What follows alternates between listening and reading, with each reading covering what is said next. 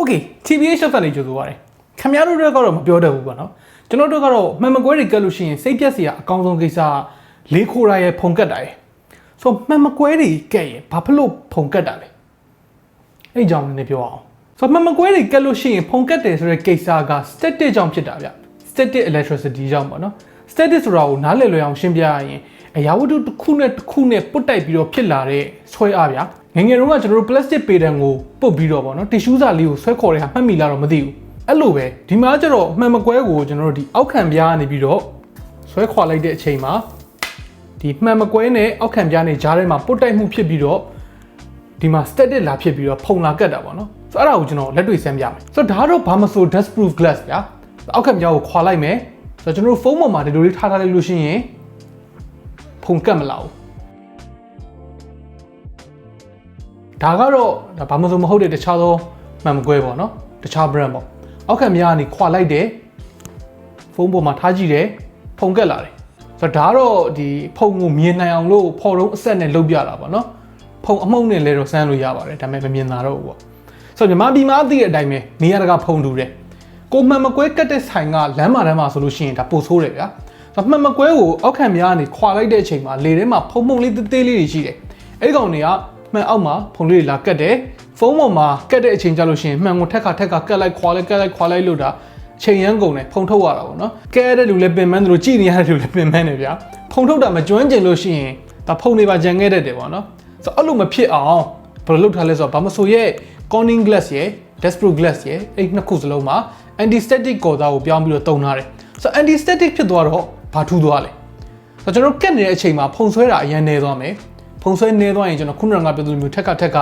ဖုံထုတ်စရာမလိုတော့ဘူးကဲရတဲ့အချိန်ကနေသွားတယ်ဆိုတော့ကဲရတဲ့အချိန်နေသွားတဲ့ customer တွေကလည်း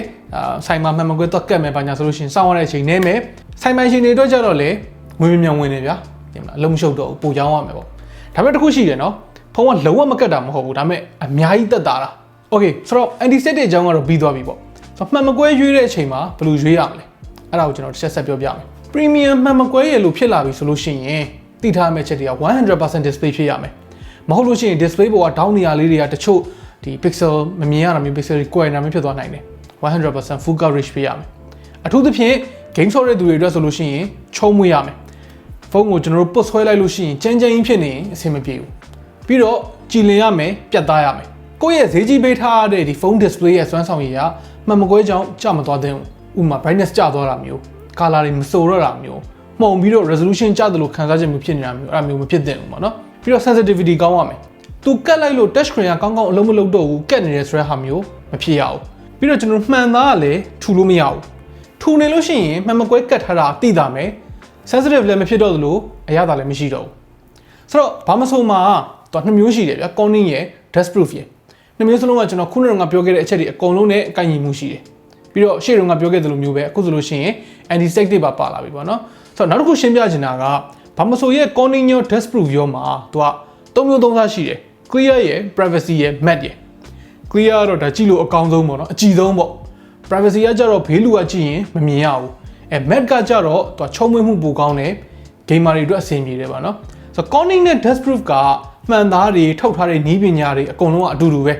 quality တစ်ခုပဲရှိမယ်တစ်ခုက corning ကစကားပေါက်မပေါက် dust proof ကကြတော့စကားပေါက်ပါတယ်ဆိုတော့စကားပေါက်ပါတာကောင်းလားမကောင်းလားဘယ်လိုရွေးရမလဲကိုဖုန်းကိုထည့်တဲ့အိတ်ဒါမှမဟုတ်ကိုအများအားထားနေကြနေရမှာဘေးမှာဖုန်သေးမွှားလေးတွေပိတ်စအချီမွှားလေးတွေပါလို့ရှိတယ်ဆိုလို့ရှိရင်စကားပေါက်မပါတာကတ်တာပို့ပြီးတော့ practical ဖြစ်တယ်ပေါ့နော်ဘာဖြစ်လို့လဲဆိုတော့စကားပေါက်ကဘယ်လောက်ပဲ